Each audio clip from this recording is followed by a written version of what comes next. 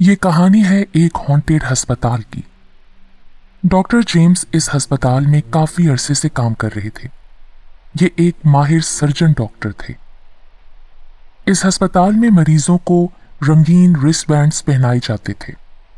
जो मरीज जेरे इलाज होते थे उन्हें ग्रीन रिस्ट बैंड पहनाया जाता था और जो मरीज दौरान इलाज मर जाते थे उनको रेड रिस्ट बैंड पहना दिया जाता था।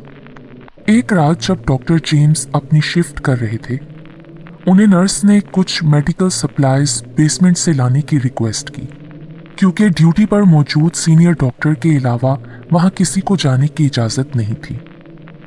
डॉक्टर जेम्स हॉस्पिटल गैलरी में मौजूद लिफ्ट की तरफ बढ़ गए। जो ही लिफ्ट का दरवाजा खुला, अंदर पहले से ही एक बूढ़ी मरीजा सपाट चेहरा लिए खड़ी थी। इस अस्पताल में मरीजों को इजाजत थी कि वो अपनी वार्ड या कमरों से निकलकर टांगे सीधी करने की गर्ज से बाहर घूम फिर सकते थे। खास तौर पर वो मरीज जो तवील अरसे से इस हॉस्पिटल में एडमिट थे।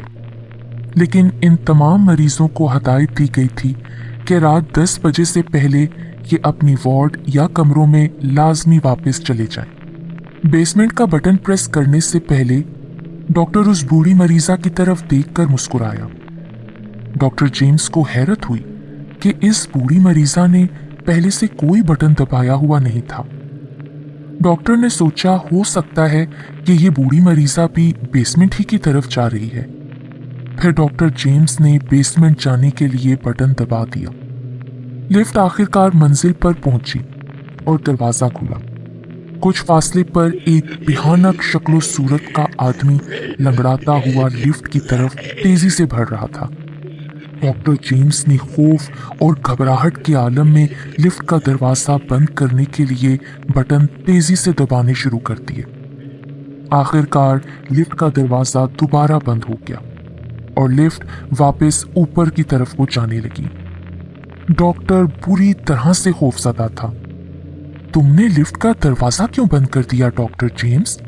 वो तो बस लिफ्ट इस्तेमाल करना चाहता था, उस बूढ़ी औरत ने गुस्से से कहा।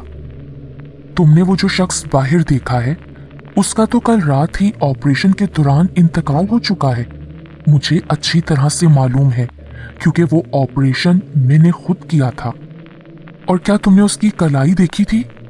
उस पर लाल रिस्ट बैंड मौजूद था जो उसके मरने के बाद मैंने उसे खुद पहनाया था। भयानक बूढ़ी मरीजा ने मुस्कुराते हुए अपनी बाजू फिजा में बुलंद की और बोली, क्या ऐसा तो नहीं?